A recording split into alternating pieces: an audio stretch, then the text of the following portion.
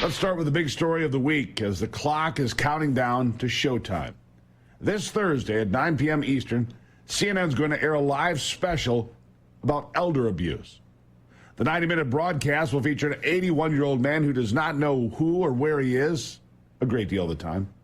His guests will include his wife, who is not a physician, but of course calls herself a doctor anyway, and whom the man in question has called his sister. And a battalion of aides, yes men, and armed guards will be there too. On the other side of the stage will stand President Trump, ready to debate Joe Biden against all odds.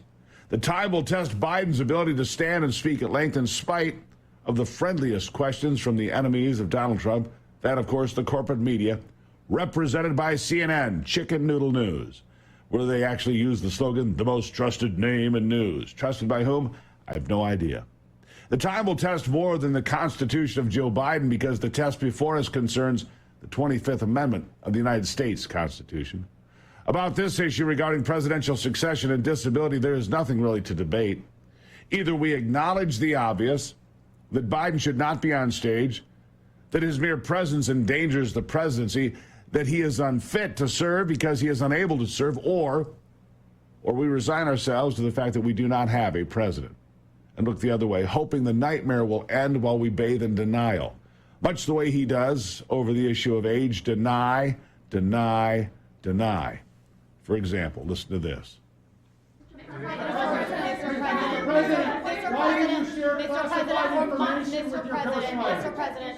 Mr. President, for months when you were asked about your age, you would respond with the words, watch me. Many American people have been watching, and they have expressed concerns about your age. That is your judgment. That is your judgment.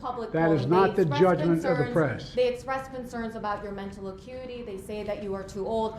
Mr. President, in December, you told me that you believe there are many other Democrats who could defeat Donald Trump. So why does it have to be you now? What is your answer to that question? Because I'm the most qualified person in this country to be President of the United States and finish the job I started. Most qualified person in the United States to finish the job he started. Well, let us also resolve that whatever happens Thursday, and let there be no doubt about what the media will say immediately after the debate, they will tell you, they will proclaim from the hilltops that Joe Biden won. But the following is true, that a man who ran for president by running away and hiding in his basement wants to remain in hiding, that seniority is no defense against an endless supply of senior moments, that Biden's candidacy would be impossible without a compliant corporate media, and that CNN is complicit in a fraud against you and me and all the American people.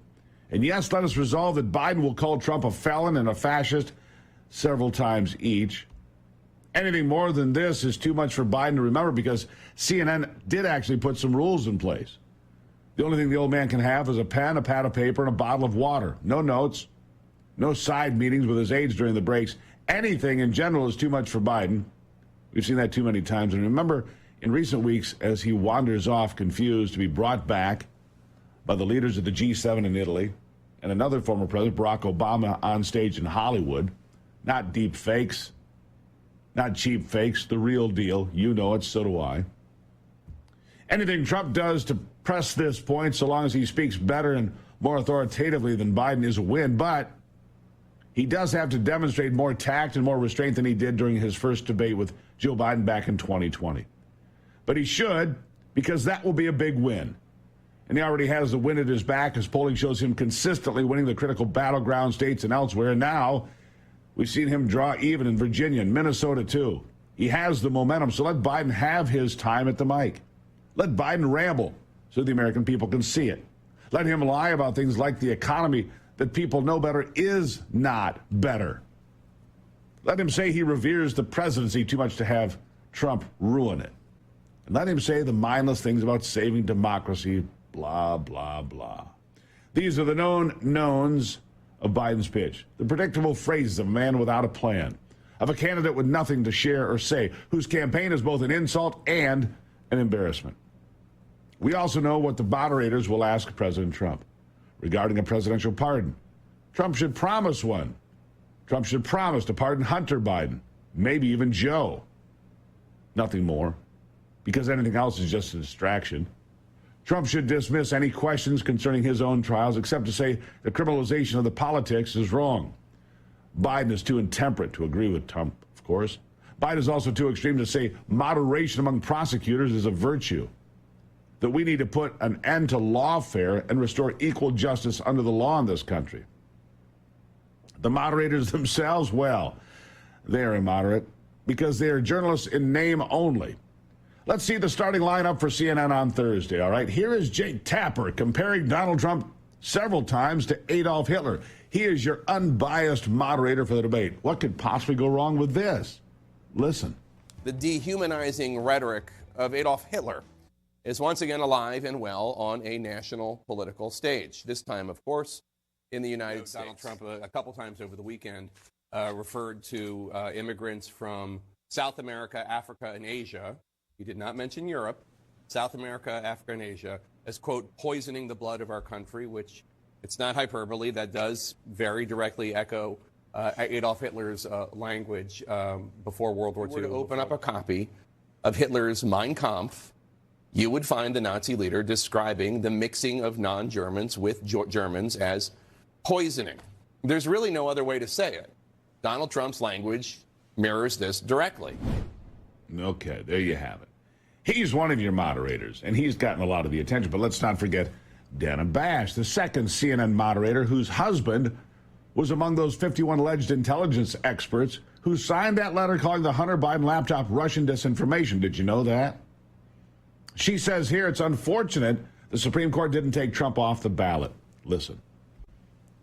Here's a question that I have, because it is, again, it seems like the Supreme Court is in a bubble, or perhaps it's some of the justices are in a bubble, and they're not dealing with, I mean, when they say, oh, Congress can do this, there are members of Congress, and we can go through the list, who are never going to do anything that would make life difficult for Donald Trump.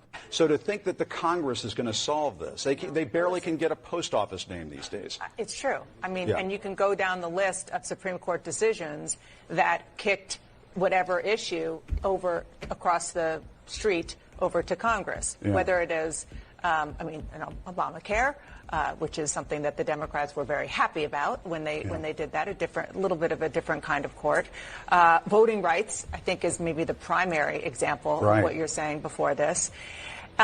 Look, unfortunately for America, the court isn't necessarily wrong that this is the way the framers wanted it to be. They wanted Congress, the people who are closest to their constituents, to be able to.